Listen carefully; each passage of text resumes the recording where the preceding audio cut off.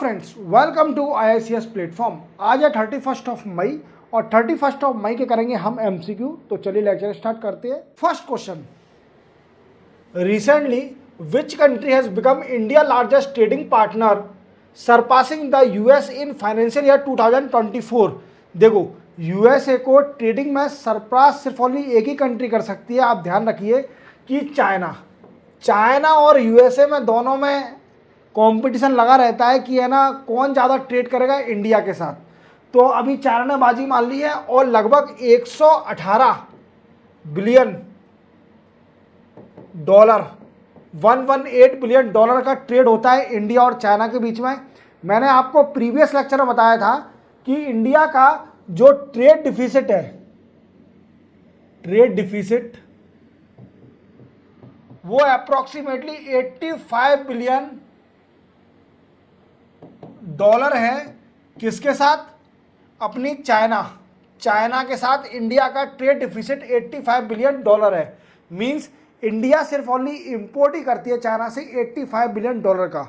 तो trade deficit समझ रहे हो आप मेरी बात को, 85 बिलियन डॉलर का ट्रेड डिफिसिट है। चलते हैं नेक्स्ट क्वेश्चन पर। What is pig butchering scam recently seen news. तो मेरे दोस्तों, ये एक नई टर्मिनोलॉजी आई है, पिग बचरिंग स्कैम। देखो, इसका मेन मोटिव है इसका, it is a type of online investment fraud by creating fake online person. अब देखो क्या होता है, पर्सनास जो स्कैमर होते हैं, स्कैमर्स वो क्या करते हैं कि वो बनाते हैं क्रिएट ऑनलाइन पर्सनास टू ललचाने के लिए, टू लुर इन्वेस्टर टू इन्वेस्ट, और वो इन्वेस्ट करेंगे जैसे ही फ्रॉड हो जाएगा उनके साथ। अब इसमें क्या क्या इंक्लूड है तो देखिए, इसमें क्रिप्टो करेंसी के लिए, ठीक है, dating app, fake trading platform, ghosting, ठीक है, कई सारी चीज़ें आती हैं, मैनिपुलेशन करना। तो ये टर्मिनोलॉजी आई है पिग बचरिंग स्कैम। ये टर्मिनोलॉजी क्या है? ये ऑनलाइन फ्रॉड की टर्मिनोलॉजी है, याद रखना इसको। तो चलते अपन नेक्स्ट क्वेश्चन पर। नेक्स्ट क्वेश्चन अपना दोस्तों, which institute has recently publish a research report on air pollution and health effect on northern India. तो मेरे दोस्तों, IIT जोधपुर ने रिपोर्ट निकाली है on air pollution and health effect in northern India. Northern India पर air pollution का effect health के ऊपर क्या पड़ रहा है, इसकी एक रिपोर्ट निकाली है IIT जोधपुर ने। तो याद रखना, रिपोर्ट क्या है? Air pollution and health effect in northern India, और report publish by the IIT Jodhpur, याद रहेगा। चलते अपन नेक्स्ट क्वेश्चन पर। Recently where was the 16th meeting of Indian UK joint working group on counter terrorism held. तो मेरे दोस्तों, ये नई दिल्ली में मीटिंग हुई है, जो कि 16वीं मीटिंग है इंडिया और UK की, जिसमें काउंटर टेररिज्म को कैसे खत्म किया जाए इस पर डिस्कस किया जाएगा। तो चलते हैं अपन नेक्स्ट क्वेश्चन पर दोस्तों। नेक्स्ट क्वेश्चन हमारा, recently which airport has made the history by becoming the first airport in India to achieve the zero waste to landfill accolade. तो मेरे दोस्तों, ये त्रिवेंद्रपुरम इंटरनेशनल एयरपोर्ट है। इसने रिकॉर्ड ब्रेक कर दिया क्योंकि जो 99.5% of waste used in landfill, ठीक है, 99.5% वेस्ट जो था लैंडफिल का, वो यूज़ कर लिया है, उसको वेस्ट को रिसाइकल कर लिया है। और त्रिवेंद्रम एयरपोर्ट मतलब नाम में आ गया कि मतलब ज़ीरो वेस्ट है यहाँ पर। तो याद रखिए, Trivandrum international airport. Which day is observe the world pre eclampsia day annually. तो देखो, 22 मई को ये डे बनाया जाता है। अब ये सर होता क्या है डे, ये कोई नई टर्मिनोलॉजी अपन सुन रहे हैं। तो इसका मेन मोटिव है इंक्रीज या enhance awareness of pregnancy complication. क्या है? प्रेगनेंसी कॉम्प्लिकेशन अवेयर करना, इनकी एनहांस करना कि लोगों को पता चला कि प्रेगनेंसी के टाइम कौन कौन से कॉम्प्लिकेशन, कौन कौन से इफ़ेक्ट आते हैं, तो इससे उनको नॉलेज मिलेगी, अवेयर करना। तो इसी इंटरनेशनल डे ये तभी मनाया जाता है अवेयर करने के, लोगों को जागरूकता फैलाने के लिए। तो वो डे पड़ता है 22 मई को। तो चलते हैं अपन नेक्स्ट क्वेश्चन पर। नेक्स्ट क्वेश्चन है दोस्तों अपना, मृगवानी नेशनल पार्क जो कि न्यूज़ में दिखा रहे हैं वो लोकेटेड किस स्टेट में है? तो मेरे दोस्तों वो है तेलंगाना स्टेट में।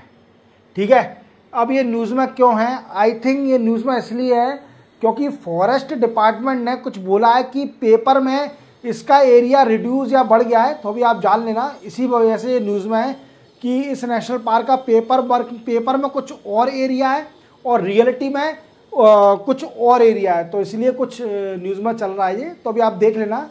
बट इतना याद रखना कि ये तेलंगाना में नेशनल पार्क है। चलते अपन नेक्स्ट क्वेश्चन पर। Recently researcher of which university have discovered that Neanderthals from 50,000 year ago were infected with 3 virus still present in modern human. देखो, ये आदि मानव है। क्या? आदि मानव। और ये वर्ल्ड में कब पाए जाते थे? 50,000 साल पहले अगो। क्लियर? अब किस यूनिवर्सिटी या किस ऑर्गेनाइजेशन ने ये फाइंड आउट किया है कि उस टाइम भी ये 3 वायरस, मतलब 3 virus was also present that present in today. जो आज भी प्रेजेंट है वो वायरस, वो उस टाइम भी वो वायरस थे। तो मेरे दोस्तों ये खोजा है federal university of Sao Paulo Brazil. Sao Paulo Brazil ने खोजा है कि 50,000 साल पहले जो आदि मानव लोग बाग पाए जाते थे, उनमें वो वायरस, जो 3 वायरस पाए जाते थे, जो वहाँ पर थे 3 वायरस, वो वायरस अभी भी पाए जाते हैं मॉडर्न वर्ल्ड में। ठीक है, 2024 में देखा जाए तो ये फाइंड आउट किया है। चलते अपन नेक्स्ट क्वेश्चन पर। नेक्स्ट क्वेश्चन है अपना दोस्तों कि which institute scientist recently develop a new vaccine candidate to battle malaria. तो देखो, नई वैक्सीन बनाई है किसी आईआईटी ने जो कि मलेरिया से निजात पाएगी, और वो है जवाहरलाल नेहरू यूनिवर्सिटी। जेएनयू देख रहे होंगे आप, जेएनयू। ठीक है, जेएनयू का नाम सुनते ही आपके मन में मतलब कुछ और थॉट प्रोसेस आती होगी, वो मत सोचिए, काम भी अच्छा करती है जेएनयू। ठीक है, चलते अपन नेक्स्ट न्यूज़ पर। Who has become the first Indian gymnast to win a gold medal at the 2024 Asian gymnastic champion. तो देखो, 2024 एशियन जिम्नास्टिक चैंपियन में किस महिला ने, पहली महिला ने, इंडियन महिला ने पहला गोल्ड मेडल जीता है? तो ये मैडम है मेरे दोस्तों दीपा कर्माकर। कौन है? दीपा कर्माकर। ये रही दीपा कर्माकर। ठीक है, ये पहली गोल्ड मेडल जीती है इंडिया के लिए एशियन जिम्नास्टिक चैंपियन 2024 में। क्लियर? चलते अपन नेक्स्ट क्वेश्चन पर। नेक्स्ट क्वेश्चन है अपना दोस्तों कि विच इंस्टीट्यूट रिसेंटली लॉन्च था इलेक्ट्रिक टिलर। तो ये टिलर क्या होता है? देखो, ये देखो खेती जोत रहा है, ऐसी मशीन बनाई है। ठीक है, इलेक्ट्रिक खेती जोतने की, बिजली से चलेगी, छोटी सी, ये बनाई है CSR, central mechanical engineering research ने। CSR, ठीक है, central mechanical engineering research, CMER ने। अब ये बनाई किसके लिए? For small farmer.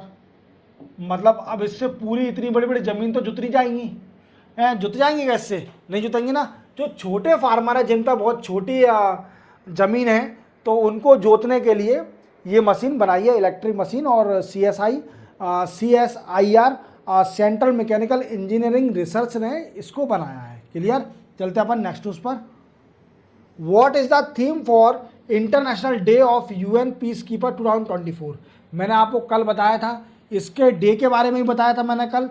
तो ये डे पड़ता है 29 मई को, कल मैंने न्यूज़ में बताया था आपको। अब पूछा है इसकी थीम क्या है? तो थीम तो देखो एक ही है, fit for the future building better together. ठीक है, क्लियर? ये शायद कल मैंने क्वेश्चन बता दिया है, रिपीट हो गया है। चलो अपन नेक्स्ट क्वेश्चन पर चलते हैं। नेक्स्ट क्वेश्चन अपना दोस्तों सरबती रिवर जो कि रिसेंटली न्यूज़ में दिखा रहे हैं वो flow entirely with in which state, तो ये मेरे दोस्तों कर्नाटका में पूरी तरह बहती है। और ये न्यूज़ में क्यों है? क्योंकि नेशनल ग्रीन ट्रिब्यूनल ने डायरेक्ट किया है, direct to environment impact assessment authority को और माइंस एंड जियोलॉजी डिपार्टमेंट को कि जो भी इलीगल माइनिंग हो रही है at the bank of Sharbati river उनको बंद कर दिया जाए। सरबती रिवर के किनारे पर जो भी इलीगल माइनिंग हो रही है उनको इमीडिएटली उनके खिलाफ एक्शन लिया जाए और उनको बंद कर दिया जाए। और डायरेक्शन किसको दिया है? एनवायरमेंट इम्पैक्ट असेसमेंट ऑथोरिटी और माइंस डिपार्टमेंट और जियोलॉजी डिपार्टमेंट को एनजीटी नेशनल ग्रीन ट्रिब्यूनल ने डायरेक्शन दिया है। नेशनल ग्रीन ट्रिब्यूनल का सेटअप कब हुआ था? 2010 में। क्लियर दोस्तों? 2010 में इसका सेटअप हुआ और ये क्या करती है? एनवायरमेंट को प्रोटेक्ट करती है, क्वाजी जुडिशियल बॉडी है। क्लियर? चलते अपन नेक्स्ट क्वेश्चन पर। What is the theme for the world health assembly 2024? तो मेरे दोस्तों इसकी है all for health, health for all. देखो मैंने आपको बताया था कि अभी वर्ल्ड हेल्थ असेंबली की मीटिंग चल रही है और प्रीवियस लेक्चर में बता रहा हूँ कि WHO जो वर्ल्ड हेल्थ ऑर्गेनाइजेशन है उसकी मीटिंग, वर्ल्ड हेल्थ असेंबली की मीटिंग चल रही है जनीवा के अंदर। और इंडिया से गए हैं अपूर्व चंद जी जो कि हेल्थ सेक्रेटरी है, वो गए हैं जनीवा और उस मीटिंग को अटेंड कर रहे हैं। और उसमें हर रोज़ न्यूज़ में बताता हूँ, जैसे कि अभी इनने बोला था कि जो पॉलिसी के बारे में जो पोर्टल है इंडिया के और ब्रिटेन यूके के जो पार्लियामेंट अंडर सेक्रेटरी हैं लॉर्ड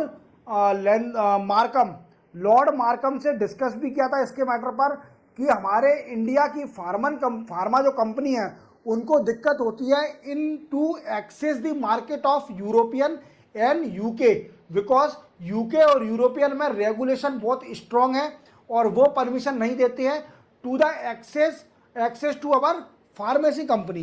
क्लियर? इसी के साथ 31 मई के करंट अफेयर के MCQ कंप्लीट होते हैं। मिलते हैं हम कल 1 जून के नए करंट अफेयर के MCQ के साथ। जय हिंद।